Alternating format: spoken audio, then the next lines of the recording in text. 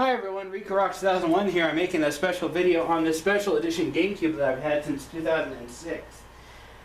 But to be fair, I've had a GameCube before 2006, since 2001 or 2002, right around the time it came out. Let me first go over my brief story on the GameCube that I had back then before I talk about this one. I had a black regular GameCube from 2001 or 2002.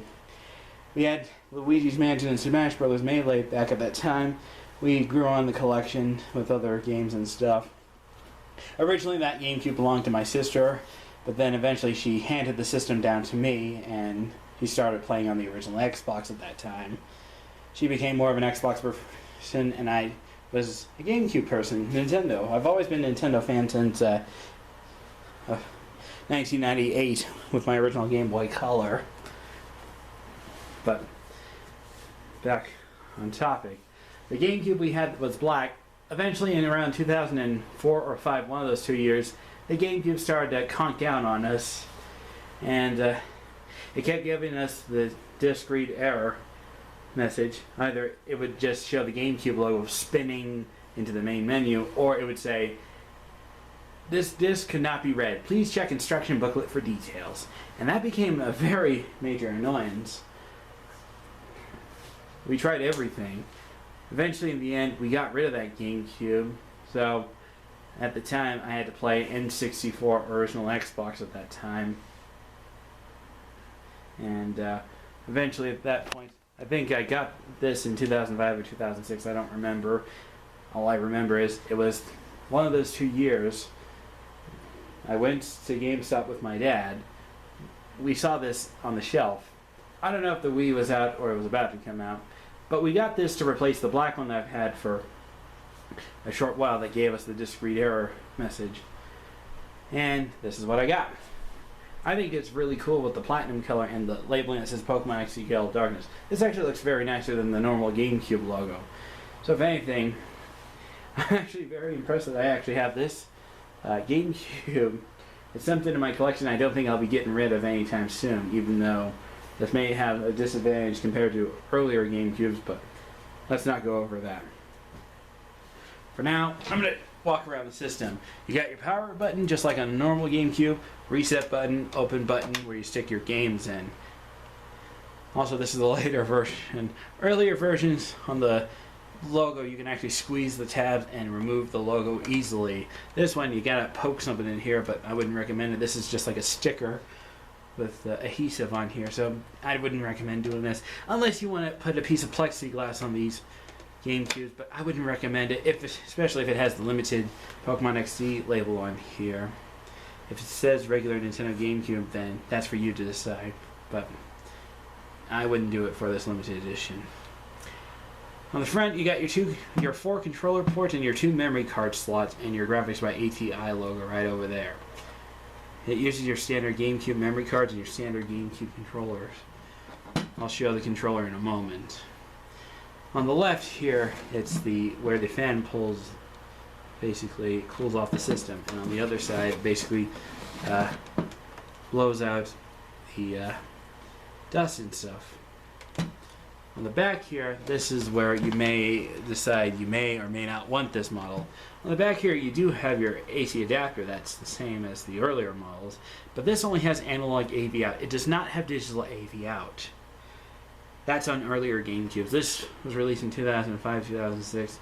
I don't know when Nintendo started producing GameCubes that got rid of the digital AV out ports. So if you're after the component cables or one of those HDMI adapters, my recommendation is get a DOL001 GameCube, even if it's the launch purple model, although most people want black or a platinum.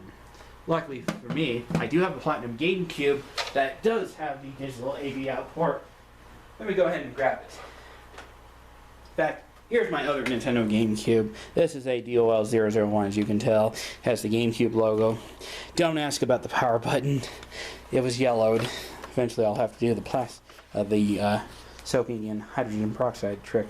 But as you can tell, this is an earlier back of a GameCube. You got your digital AV out port here and your analog AVs shifted to the right.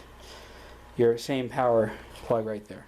Also on this model, the back is the same platinum as the rest of the case. but on the 101, the back is black for some reason. Not sure why they decided to make the back black on the 101 model and not platinum. But let's not go there.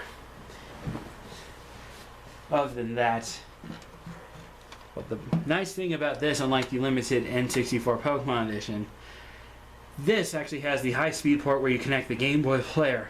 If you remember the N64 Pokemon Edition, you don't really have access to the EXT port on the bottom. You'd have to modify it, but that would defeat the purpose. So you got your Game Boy player like what I have right here. You basically stick the slot on the back here, and then you're able to play Game Boy Color, and Game Boy Advance on this device, which is really cool. Although mine's black. I kind of wish Nintendo of America would release this in purple and platinum. I would have loved a platinum Game Boy player to match my system. But Nintendo of America was like, nah, let's just release it in black since everyone loves the black color GameCube, which is understandable. I think black is a very nice color. But the purple color was also nice too, even though most people thought, ugh, purple GameCube? Whose idea was to come up with that? That's what most people said. This is the serial port where you stick your broadband adapter on the bottom here. This works with that. The second serial port is missing on this one. Earlier models like the other GameCube that I've shown, which has that serial port too, as you can tell. This basically has another port. I don't know what used that port, and I think it's best that they took it off on the later version because I don't think there were any accessories that utilized that port. If there is, let me know in the comments. But other than that, that's my Platinum GameCube. I do have a matching controller, although I should mention this did not come with this system. This actually came with my other GameCube, which is the 001 GameCube. But there sits Nintendo GameCube on here.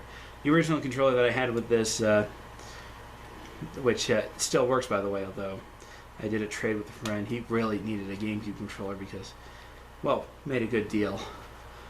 So, but hey, at least I have one that matches the system. The original GameCube controller that came with the system just said Nintendo GameCube on it. It didn't say like Pokemon XD on it, which if it did, I would have kept that. But since it was just a normal Platinum GameCube controller, I decided, eh. Also another thing, the rubber grip was ripped off of it. Wasn't my fault. I had some friend who basically destroyed the thing. Not the same friend that I made the trade with, but a completely different friend altogether. But let's not go there. So other than that, that's my review on the Pokemon XD Gale Darkness Limited Edition GameCube. I didn't show off the AC adapter or AV cables because I think it's quite obvious what those look like. But other than that, I really think this is a cool unit, even though this only has analog AV out. But I do have the VGA, a third-party VGA adapter that does work with this model. It connects us through the analog AV out. Problem is, my TV that I have hooked up right now does not have VGA on it. Well, I have another TV that does, but that's in my bedroom. But my main entertainment room does not have an HDMI, or it only has HDMI and component, but I don't have a VGA connection on here. So if anyone knows where I can find a good VGA to HDMI adapter, feel free to let me know in the comments. I would really want to use that so I can hook this guy to my TV and get a nice picture, or something like that. So thanks for watching. This is RicoRock2001 signing off. Have a good one. One more thing. It's not a big deal if I can't find the proper cable to hook VGA through HDMI or something like that. It's not really a big deal because I use my Nintendo Wii to play GameCube games on it. Ever since I had a Wii, I started using that, and I basically use this for the Game Boy player. Or if I had some friends over and one group of friends wanted to play something on the Wii, while another group of friends wanted to play something GameCube related on a GameCube, or you get the idea. But thanks for watching.